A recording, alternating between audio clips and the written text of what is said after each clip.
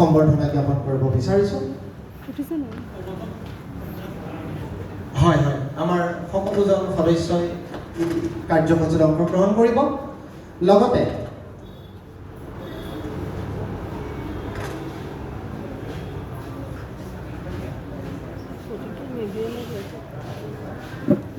অসমীয়াৰ স্বাভিমান স্বৰূপ এখনি গামোচাৰে এয়া শ্ৰদ্ধেয় ফণীন্দ্ৰনাথ গায়নদেৱক আমি সম্বৰ্ধনা জ্ঞাপন কৰিব বিচাৰিছোঁ। ইয়াৰ পাছতে এখনি চেৰেঙেৰে আমি তেখেতক পুনৰ সম্বৰ্ধনা জ্ঞাপন কৰিব বিচাৰিছোঁ। আমি দিলীপ বৰাদেৱক অনুৰোধ জনাইছোঁ এখন চেৰেঙেৰে তেখেতক সম্বৰ্ধনা জ্ঞাপন কৰিবৰ বাবে।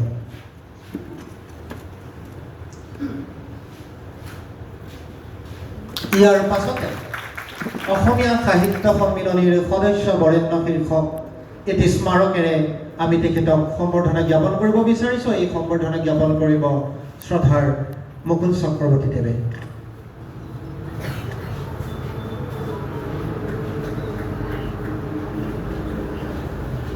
ইয়াৰ পাছতে আমি এখন সম্বৰ্ধনা পত্ৰ তেখেতক আগবঢ়াব বিচাৰিছোঁ।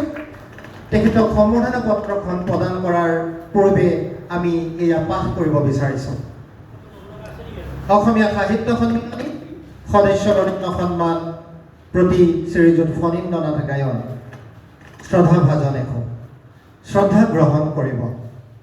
অসমৰ এখন সাংস্কৃতিক